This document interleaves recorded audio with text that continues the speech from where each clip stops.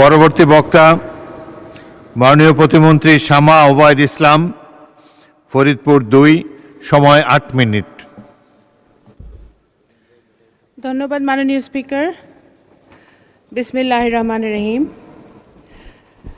আমি এই বাজেট অধিবেশনের বক্তব্য দেওয়ার প্রথমেই মহান আল্লাহ তাআলার কাছে শুকরিয়া আদায় করছি যে এত বছরের ১৭ বছরের জুলুম নির্যাতনের পরে আল্লাহ তাআলা আমাদেরকে সুযোগ দিয়েছে, তৌফিক দিয়েছে আমাদের সকলকে, সরকারি দল বিরোধী দল, এখানে আসার। আমাদের প্রথমে আমি স্মরণ করছি বীর মুক্তিযোদ্ধা, স্বাধীনতার ঘোষক শহীদ রাষ্ট্রপতি জিয়াউর রহমান এবং আমাদের গণতন্ত্রের মাতা বেগম খালেদা জিয়া, যারা দুজনেই বাংলাদেশের জন্য নিজেদের জীবনকে উৎসর্গ করেছিলেন। এই বাজেটের জন্যে আমি প্রথমেই মাননীয় প্রধানমন্ত্রী জনাব তারেক রহমান এবং আমাদের সুযোগ্য অর্থমন্ত্রী জনাব আমির খুসরো মাহমুদ চৌধুরীকে ধন্যবাদ জানাতে চাই। এই বাজেটটি দেখে আমার কাছে মনে হয়েছে যে গত ১৭ বছর যখন গুম, খুন, জুলুম, নির্যাতন, দুর্নীতি, টাকা পাচার চলছিল, তখন সুদূরে বসেও মাননীয় প্রধানমন্ত্রী শুধু দলই গোছাননি, সংগঠনই গোছাননি, উনি দেশের জন্য কাজ করে চলেছেন। এবং অর্থমন্ত্রীও যে নির্যাতনের মধ্যে থেকেও, কারাগারে থেকেও কিন্তু উনি দেশের জন্য কাজ করেছেন। এই বাজেটটি সেটারই প্রমাণ। আমাদের বিরোধী বন্ধুরা অনেকভাবে বাজেটকে সমালোচনা করার চেষ্টা করেছেন, অনেক পড়াশোনা করে এসেছেন, কিন্তু ইফ, বাট, কিন্তু, যদি, অনেক কিছু দিয়েও ওনারা গতানুগতিক সমালোচনা ছাড়া নতুন কোনো সমালোচনা ওরা দিতে পারেন নাই। মাননীয় স্পিকার, এই বাজেটকে বিভিন্নভাবে বিশেষায়িত করা হয়েছে। বিরোধী দল থেকে বলা হয়েছে চ্যালেঞ্জিং বাজেট, দিবা স্বপ্ন। এটি একটি দিবা স্বপ্ন নয়, এটি একটি বাস্তব, রিয়েলিস্টিক বাজেট, যে বাজেট বিএনপি সরকারের দ্বারাই বাস্তবায়িত হওয়া সম্ভব। এবং চ্যালেঞ্জিং শব্দটা বারবার ব্যবহার করা হয়েছে। অবশ্যই চ্যালেঞ্জিং শব্দের সাথে বাংলাদেশ জাতীয়তাবাদী দলের ইতিহাস, শহীদ রাষ্ট্রপতি জিয়াউর রহমানের ইতিহাস ওতপ্রোতভাবে জড়িত। মুক্তিযুদ্ধের সময় বাংলাদেশ যখন একটি চ্যালেঞ্জের মুখে ছিল, তখন এই চ্যালেঞ্জের মুখ থেকে বাংলাদেশের মানুষকে দিশা দেখিয়েছিলেন স্বাধীনতার ঘোষণা দিয়ে শহীদ রাষ্ট্রপতি জিয়াউর রহমান। পরবর্তীকালে তলাবিহীন ঝুড়ি থেকে বাংলাদেশকে একটি স্বনির্ভর বাংলাদেশে পরিণত করার জন্য, উন্নত বাংলাদেশে পরিণত করার জন্য সেই চ্যালেঞ্জটা উনি হাতে নিয়েছিলেন শহীদ রাষ্ট্রপতি জিয়াউর রহমান। এবং স্বৈরাচারীদের হাত থেকে বাংলাদেশকে আবার গণতন্ত্রের পথে নিয়ে আসার জন্য এই অবিরাম চ্যালেঞ্জটি হাতে নিয়েছিলেন দেশনেত্রী বেগম খালেদা জিয়া। এবং বর্তমানে একটি ভঙ্গুর অর্থনীতির সময় যখন সবগুলো সিস্টেম ভেঙে গেছিল, স্বৈরাচারীরা সব কিছু সিস্টেম ভেঙে দিয়েছিল, অর্থনীতিকে ধস নামিয়েছে, সেই ভঙ্গুর অর্থনীতিতে বাংলাদেশের ইতিহাসের সবচেয়ে কঠিন সময় মাননীয় প্রধানমন্ত্রী জনাব তারেক রহমান বাংলাদেশের দায়িত্ব নিয়ে সবচেয়ে বড় চ্যালেঞ্জ নিয়েছেন। সুতরাং এই বাজেট চ্যালেঞ্জিং অবশ্যই, এবং এই বড় বাজেট বিএনপি দ্বারাই বাস্তবায়িত হবে ইনশাল্লাহ। মাননীয় স্পিকার, একটি বাজেট শুধু একটি হিসাব নিকাশ নয়, একটি পলিটিক্যাল কমিটমেন্ট, একটি রাজনৈতিক দলিল। আমি মনে করি এই বাজেটটি একটি মানবিক, ইনোভেটিভ, ইনক্লুসিভ বাজেট হয়েছে, প্রগ্রেসিভ বাজেট হয়েছে, নারী বান্ধব বাজেট হয়েছে। যে বাজেট নারীদের কথা বলে, নারীর ক্ষমতায়নের কথা বলে, সেই বাজেট কখনোই ফেল করতে পারে না।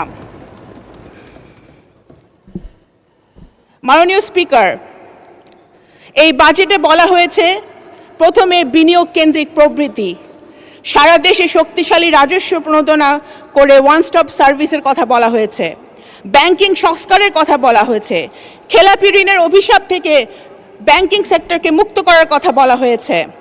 সবচেয়ে বেশি বলা হয়েছে যুব ক্ষমতায়ন, ডেমোগ্রাফিক ডিভিডেন্ডকে ডেমোগ্রাফিক শক্তিতে রূপান্তরিত করে যুব শক্তিকে নতুন দেশে বিনির্মাণে কাজে লাগানোর কথা বলা হয়েছে। বিশেষত নারী উদ্যোক্তাদের প্রতিভা আর দক্ষতাকে রাষ্ট্রের কাঠামোগত শক্তির সাথে সংযোগ স্থাপন করে দেবার এক অপূর্ব প্রকাশ কিন্তু এই বাজেটে রয়েছে। মাননীয় স্পিকার, মাননীয় স্পিকার, এই বাজেটে বলা হয়েছে সুন্দরভাবে, আমাদের অর্থমন্ত্রী কিন্তু তুলে ধরেছেন, বৈশ্বিক অর্থনীতির একটি সিগন্যালিং মেকানিজম, সম্পদ, ইনকাম এবং মুদ্রা, যে আলাদা আলাদা চারটি শব্দ, চারটি শক্তিশালী শব্দ মাননীয় অর্থমন্ত্রী সেটা বুঝিয়ে দিয়েছেন। আমাদের এই বাজেটে যদি আমি বড় দাগে যদি হাইলাইট করি, কৃষিতে 12 লাখ কৃষকের যে 10,000 টাকা পর্যন্ত কৃষি ঋণ মওকুফ, 25.22 লাখ প্রান্তিক কৃষককে বিনামূল্যে বীজ, সার ও উপকরণ, কৃষক কার্ড পাইলট কর্মসূচি, স্বাস্থ্য হেলথ কার্ড চালুর ব্যবস্থা, রংপুর, খুলনা, রাজশাহী, বরিশাল, সিলেট, কুমিল্লা সহ বিভিন্ন জেলায় শিশু হাসপাতাল চালু। এগুলো শুধু টিপ অফ দ্য আইসবার্গ মাননীয় স্পিকার। শিক্ষাতে আমাদের 2 লাখ প্রাথমিক শিক্ষার্থীকে বিনামূল্যে school uniform, mid day meal, বিজ্ঞান তথ্য প্রযুক্তিতে পেপ্যাল ও আন্তর্জাতিক পেমেন্ট গেটওয়ে চালু, ফ্রিল্যান্সারদের সুবিধা, 1500 শিক্ষা প্রতিষ্ঠানে বিনামূল্য ওয়াইফাই, বিদ্যুৎ ও জ্বালানিতে সংস্কার, পরিবহন ও যোগাযোগে ইলেকট্রিক বাস চালানোর একটা কথা হয়েছে, মহিলা শিশুর জন্য পিঙ্ক বাস চালুর কথা হয়েছে, ফ্যামিলি কার্ড চালুর কথা, ফ্যামিলি কার্ড অলরেডি চলমান আছে, এবং স্থানীয় সরকার পল্লী উন্নয়নে বিশাল বাজেট রাখা হয়েছে। এগুলো শুধু এই ব্যবস্থাগুলো প্রমাণ করে যে এই বাজেট জনবান্ধব বাজেট, যেটা বিরোধী দল থেকে প্রায় বলা হয়েছে শুধু ব্যবসায়ীদের বাজেট। এটা ব্যবসায়ীদের বাজেট নয়, এটা গরিব মারার বাজেট নয়। যদি কিছু হয়ে থাকে এটা গরিবদেরকে বাঁচানোর বাজেট, রক্ষার বাজেট। আবার বলা হয়েছে বাজার থেকে বিপুল আমরা ঋণ নিয়েছি। এই অভিযোগ একেবারে বিভ্রান্তিকর মাননীয় স্পিকার। এগুলো কৌশলগত বিনিয়োগ, ভোগ নির্ভর ঋণ নয়। বাংলাদেশের সরকারি ঋণ জিডিপি অনুপাতে বর্তমানে প্রায় 42%, যা জাপান, যুক্তরাষ্ট্র, যুক্তরাজ্য, চীন এবং ভারতের তুলনায় অনেক বেশি সুষম ও টেকসই। এই পরিমিত ঋণ উৎপাদন ক্ষমতা জোরদার করতে, পণ্য সেবার সরবরাহ বাড়াতে এবং বাজার মূল্য, পণ্য ও বিনিয়োগের স্থিতিশীলতা নিশ্চিত করতে ব্যবহৃত হচ্ছে। মাননীয় স্পিকার, আমার সময় শেষ, সময় আপনি দিবেন না, শুধু এতটুকুই বলে শেষ করতে চাই যে এখানে জুলাই যোদ্ধাদের জন্য বাজেট রাখা হয়েছে, সেটা আমরা স্বাগত জানাই। অবশ্যই যদি প্রয়োজন হয় আরও জুলাই যোদ্ধাদের পরিবারের জন্য বাজেট আমার মনে হয় রাখা উচিত, কিন্তু 17 বছরে আমাদের তৃণমূলে হাজার হাজার নেতাকর্মী, গ্রামের গরিব নেতাকর্মীরা যারা নির্যাতিত হয়েছে, তাদের জন্য বাজেটে অ্যালোকেশন রাখা প্রয়োজন মাননীয় স্পিকার। এখনো তারা ছিন্নমূল অবস্থায় রয়েছে, তাদের কথা আমাদের ভেবে দেখতে হবে মাননীয় স্পিকার। আপনাদের অসংখ্য ধন্যবাদ।